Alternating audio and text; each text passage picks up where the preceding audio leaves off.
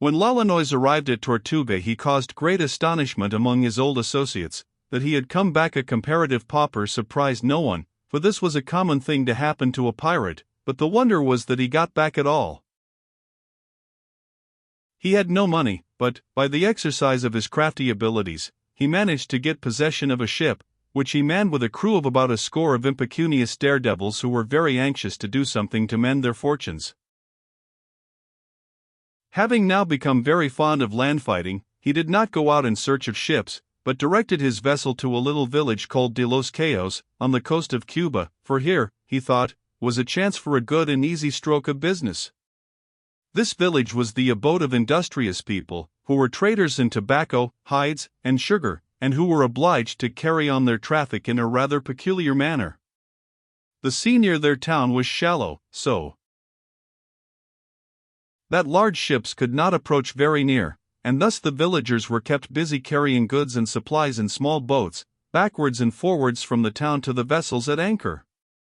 Here was a nice little prize that could not get away from him, and Lolonois had plenty of time to make his preparations to seize it.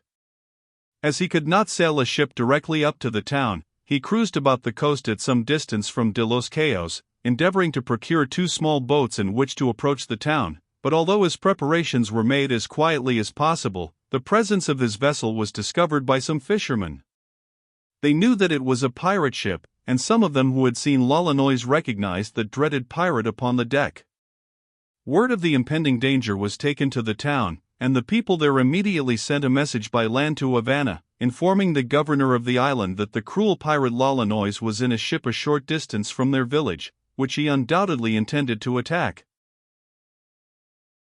When the governor heard this astonishing tale, it was almost impossible for him to believe it. The good news of the death of Lolonois had come from Campeche to Havana, and the people of the latter town also rejoiced greatly. To be now told that this scourge of the West Indies was alive, and was about to fall upon a peaceful little village on the island over which he ruled, filled the governor with rage as well as amazement, and he ordered a well-armed ship, with a large crew of fighting men, to sail immediately for De los Cayos, giving the captain express orders that he was not to come back until he had obliterated from the face of the earth the whole of the wretched gang with the exception of the leader.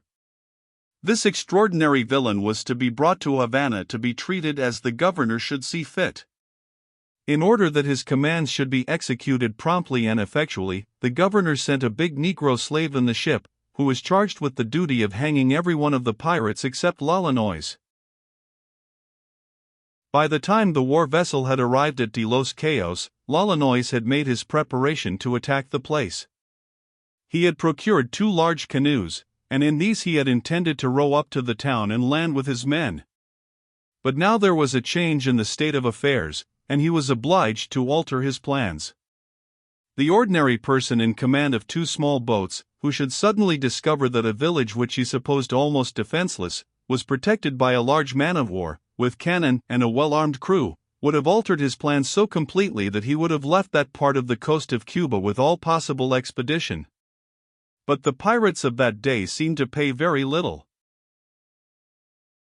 attention to the element of odds. If they met an enemy who was weak, they would fall upon him, and if they met with one who was a good deal stronger than themselves, they would fall upon him all the same. When the time came to fight, they fought. Of course, Lolonois could not now row leisurely up to the town and begin to pillage it as he had intended, but no intention of giving up his project entered his mind. As the Spanish vessel was in his way, he would attack her and get her out of his way if the thing could be done. In this new state of affairs he was obliged to use stratagem, and he also needed a larger force than he had with him, and he therefore captured some men who were fishing along the coast and put them into his canoes to help work the oars. Then by night he proceeded slowly in the direction of the Spanish vessel. The man-of-war was anchored not very far from the town, and when about 2 o'clock in the morning the watch on deck saw some canoes approaching, they supposed them to be boats from shore, for, as has been said, such vessels were continually plying about those shallow waters. The canoes were hailed, and after having given an account of themselves they were asked if they knew anything about the pirate ship upon the coast. Lolonois understood very well that it would not do for him or his men to make answer to these inquiries, for their speech would have shown they did not belong to those parts.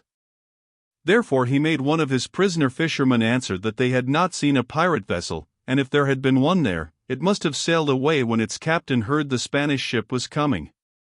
Then the canoes were allowed to go their way, but their way was a very different one from any which could have been expected by the captain of the ship. They rowed off into the darkness instead of going toward the town, and waited until nearly daybreak. Then they boldly made for the man-of-war, one canoe attacking her on one side and the other on the other. Before the Spanish could comprehend what had happened, there were more than 20 pirates upon their decks, the dreaded Lolonois at their head. In such a case as this, cannon were of no use, and when the crew tried to rush upon deck, they found that cutlasses and pistols did not avail very much better. The pirates had the advantage; they had overpowered the watch, and were defending the deck against all comers from below. It requires a very brave sailor to stick his head out of a hatchway when he sees 3 or 4 cutlasses ready to split it open. But there was some stout fighting on board. The officers came out of their cabins, and some of the men were able to force their way out into the struggle. The pirates knew, however, that they were but few, and that were their enemies allowed to get on deck they would prove entirely too strong, and they fought, each scoundrel of them, like 3 men, and the savage fight ended by every Spanish sailor or officer who was not killed or wounded being forced to stay below decks, where the hatches were securely fastened down upon them. Lolonois now stood a proud victor on the deck of his prize, and, being a man of principle, he determined to live up to the distinguished reputation which he had acquired in that part of the world. Baring his muscular and hairy right arm, he clutched the handle of his sharp and heavy cutlass and ordered the prisoners to be brought up from below, one at a time, and conducted to the place where he stood. He wished to give Spain a lesson which would make her understand that he was not to be interfered with in the execution of his enterprises, and he determined to allow himself the pleasure of personally teaching this lesson. As soon as a prisoner was brought to Lolonois, he struck off his head, and this performance he continued, beginning with number 1, and going on until he had counted 90. The last one brought to him was the Negro slave. This man, who was not a soldier, was desperately frightened, and begged piteously for his life.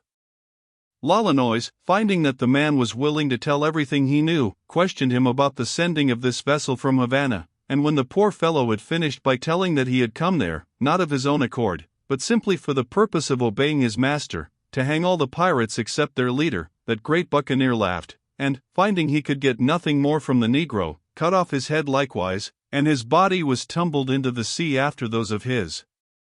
companions. Now there was not a Spaniard left on board the great ship except one man, who had been preserved from the fate of the others because Lolonois had some correspondence to attend to, and he needed a messenger to carry a letter. The pirate captain went into the cabin, where he found writing materials ready to his hand, and there he composed a letter to the governor of Havana, a part of which read as follows: "I shall never henceforward give quarter unto any Spaniard whatsoever. And I have great hopes that I shall execute on your own person the very same punishment I have done to them you sent against me. Thus I have retaliated the kindness you designed unto me and my companions." When this message was received by the dignified official who filled the post of governor of Cuba, he stormed and fairly foamed at the mouth. To be utterly foiled and discomfited by this resurrected pirate, and to be afterwards addressed in terms of such unheard of insolence and abuse, was more than he could bear, and, in the presence of many of his officials and attendants, he swore a terrible oath that after that hour he would never again give quarter to any buccaneer, no matter when or where he was captured, or what he might be doing at the time. Every man of the wretched band should die as soon as he could lay hands upon him. But when the inhabitants of Havana and the surrounding villages heard of this terrible resolution of their governor, they were very much disturbed. They lived in constant danger of attack, especially those who were engaged in fishing or maritime pursuits, and they feared that when it became known that no buccaneer was to receive quarter, the Spanish colonists would be treated in the same way, no matter where they might be found and taken. Consequently, it was represented to the governor that his plan of vengeance would work most disastrously for the Spanish settlers, for the Buccaneers could do far more damage to them than he could possibly do to these dreadful brethren of the coast, and that, unless he wished to bring upon them troubles greater than those of famine or pestilence, they begged that he would retract his oath. When the high dignitary had cooled down a little, he saw that there was a good deal of sense in what the representative of the people had said to him, and he consequently felt obliged, in consideration of the public safety, to take back what he had said, and to give up the purpose, which would have rendered unsafe the lives of so many peaceable people. L'Olonois was now the possessor of a fine vessel which had not been in the least injured during the battle in which it had been won. But his little crew, some of whom had been killed and wounded, was insufficient to work such a ship upon an important cruise on the high seas, and he also discovered, much to his surprise, that there were very few provisions on board, for when the vessel was sent from Havana it was supposed she would make but a very short cruise. This savage swinger of the cutlass thereupon concluded that he would not try to do any great thing for the present, but, having obtained some booty and men from the woebegone town of De Los Cayos, he sailed away, touching at several other small ports for the purpose of pillage, and finally anchoring at Tortuga.